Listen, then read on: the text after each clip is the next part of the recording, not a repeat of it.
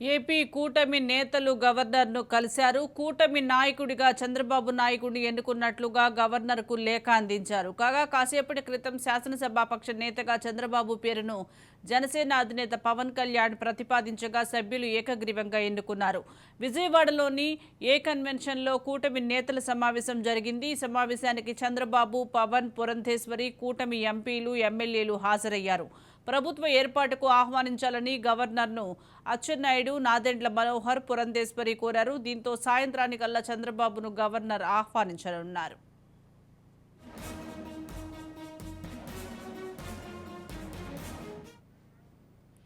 సమిష్టి పోరాటం చేసి అద్భుతమైన విజయం సాధించామన్నారు జనసేన చీఫ్ పవన్ కళ్యాణ్. ఒడిదుడుకులు ఎదుర్కొన్నామన్నారు. గత 5 ఏళ్లు ఏపీ ప్రజలు విపత్కర పరిస్థితులు చూశారని చెప్పారు. చంద్రబాబు నాయకత్వం రాష్ట్రానికి చాలా అవసరమని పవన్ తెలిపారు.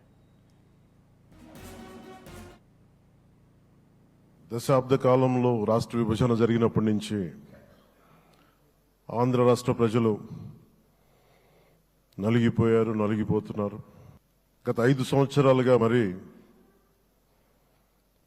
రాష్ట్రంలో ఉన్న విపత్కర పరిస్థితులు తెలుసు.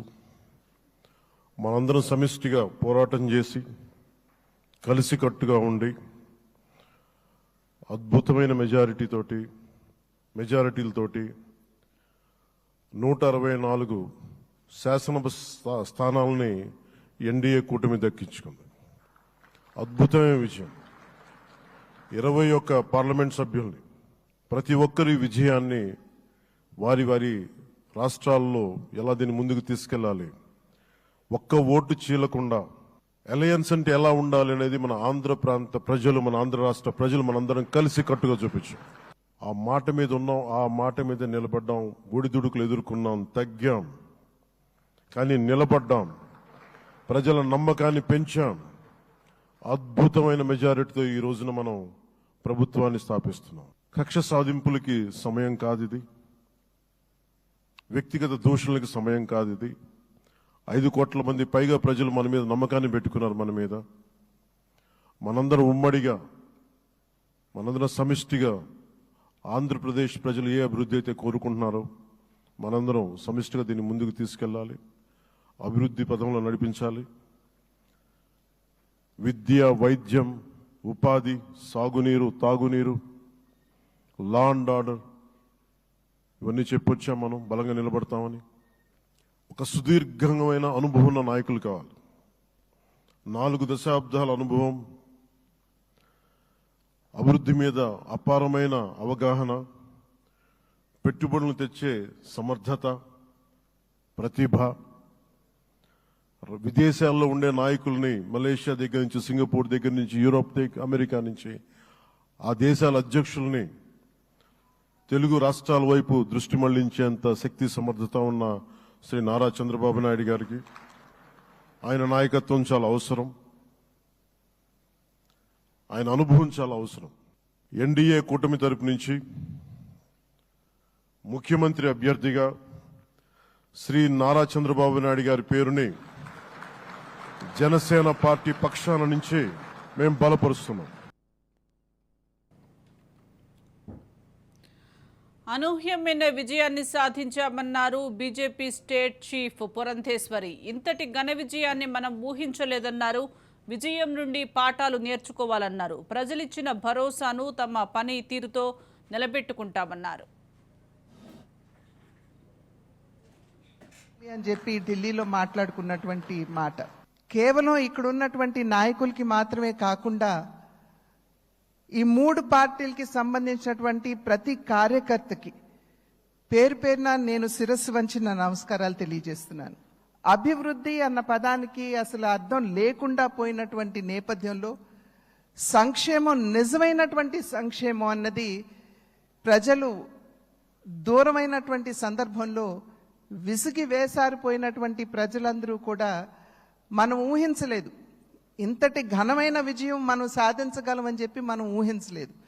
ఖచ్చితంగా అధికారంలోకి వస్తాము అనేటువంటి భావన ప్రతి ఒక్కరిలో ఉన్నప్పటికీ ప్రతి నాయకుడికి వచ్చినటువంటి మెజారిటీని ఒక్కసారి మనం చూసినట్లయితే ప్రజలు ఒక కసితోటి ఎట్లాగైనా సరే ఈ యొక్క ప్రజా వ్యతిరేక పాలనకి అంతం పొందించాలి.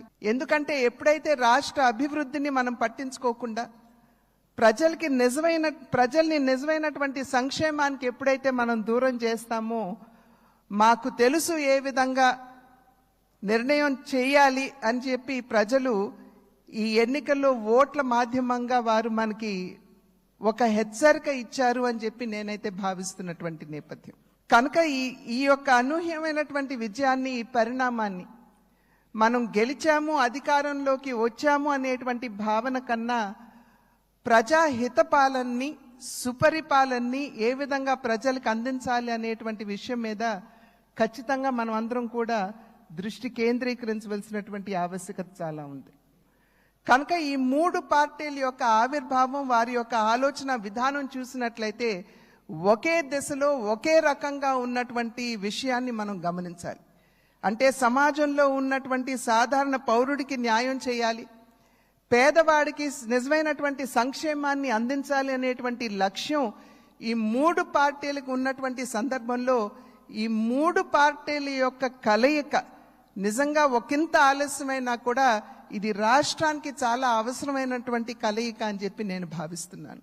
వాటి నేపథ్యంలో ఒకంత అత్యుత్సాహం కావచ్చు, ముందుకు వచ్చి మరి ఏ విధంగా మనం ముందుకు వెళ్ళాలి అనేటువంటి అంశం మీద దృష్టి సారిస్తున్నటువంటి సందర్భంలో మనం సంయమనాన్ని పాటించడం మాత్రమే కాకుండా మన కార్యకర్తలు కూడా మనం సంయమనాన్ని పాటించవలసినటువంటి ఆవశ్యకతని వారందరికీ తెలియజేయవలసినటువంటి బాధ్యత మన మీద ఉన్నది అని చెప్పి తెలియజేస్తూ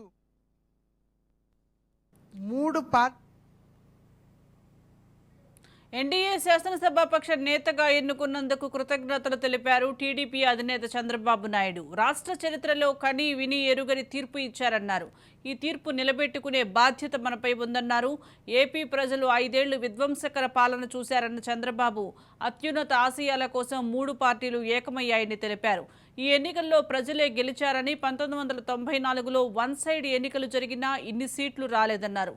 రాష్ట్ర అభివృద్ధి కోసం మోదీ హామీ ఇచ్చారన్న చంద్రబాబు సీఎంగా రేపు 4వ ప్రమాణం చేయబోతున్నానని తెలిపారు. ఈరోజు కలయిక కూడా మీరు చూస్తే, ఈ కలయికని చాలా ఎన్నికలు చూశాను కానీ నా చరిత్రలో ఎన్నికలైన తర్వాత కంప్లైంట్స్ ఉండేటివి. ఇక్కడ పలానోళ్ళు సరిగా పనిచేయలేదు, ఇక్కడ ఈ నాయకులు కోఆపరేట్ చేయలేదని. నేను చూసిన మొట్టమొదటి ఎన్నిక ఈసారి ఎన్నికల్లో మాత్రం 100% 3 పార్టీల నాయకులు, కార్యకర్తలు సమిష్టిగా పనిచేశారు. ఈరోజు మనం చూస్తే 175 సీట్లకు గాను 164 సీట్లు గెలిచాం. అంటే 11 సీట్లే ఓడిపోయాం.